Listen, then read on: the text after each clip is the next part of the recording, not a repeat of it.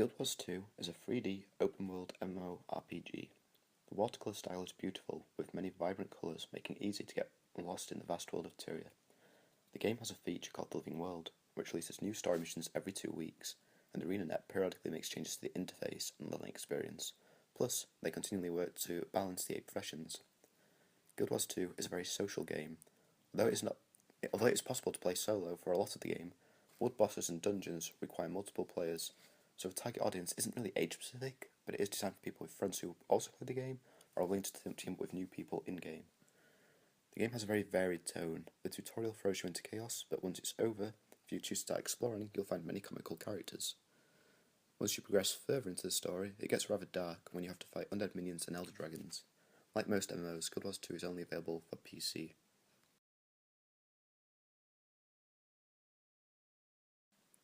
Pokemon started out as a 2D open-world game with very little colour.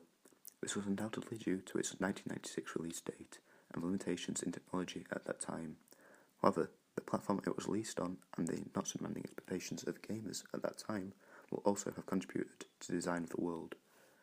The newer Pokemon games, namely X and Y, are now in 3D with many vibrant colours really enhancing the experience.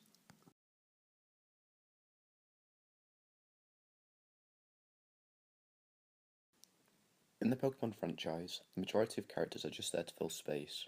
Most of the NPCs merely stand in the same spot, some with a little bit of movement, and have one line of dialogue which they'll repeat every time you interact with them. Whether they are enemy trainers or friendly townsfolk, most NPCs are dull. Rare exceptions to this, however.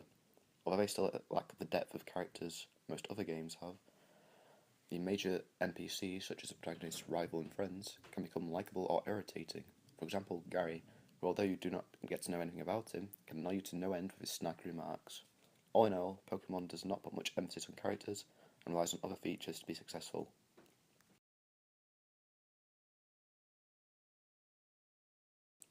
Halo 3 ODST did a really good job with its characters. The player takes on the role of a new member of the squad, a silent, permanently masked character, allowing the player to believe that they are the soldier.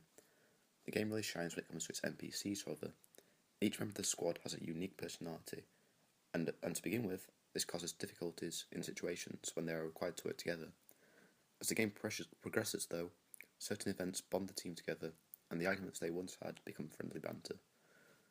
One defining moment is when Romeo has his lung punctured by a brute chieftain, and the squad who refused to leave him behind had to find a way to get out of the Covenant-infested city alive. BioWare tend to focus heavily on their character and story. Dragon Age Origins sees the player become a silent protagonist which you design. I believe it's an effective strategy for RPGs, since giving a character a voice often means you will lose a sense of that character being you, and this is where Dragon Age 2 fails. Since despite there being a character creation, I feel reluctant to use it, as the game seems to suggest that the story is about Hawk, as opposed to something more general like the Warden.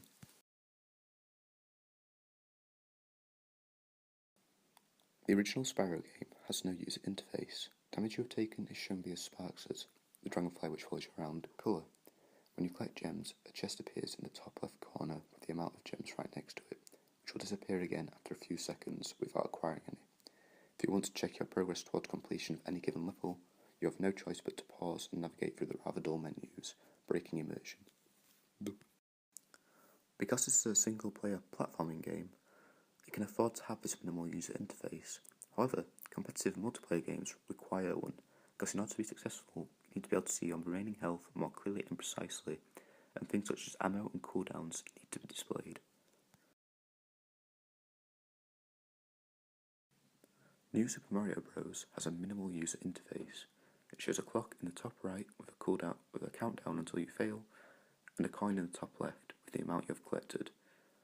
Because it's a 2D platforming game, the minimal interface is required, as you'll not only be going from one side to the other, but up and down as well.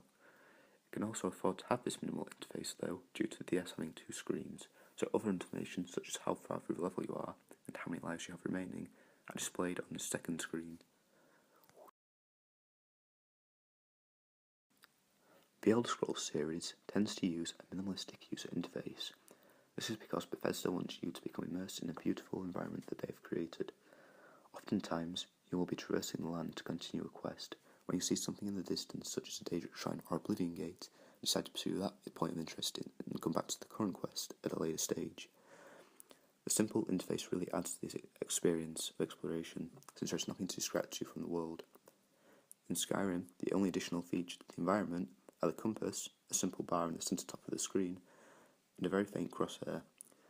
Health, stamina and magicka bars only appear when they are being depleted and will vanish again after a few seconds of the bar being full.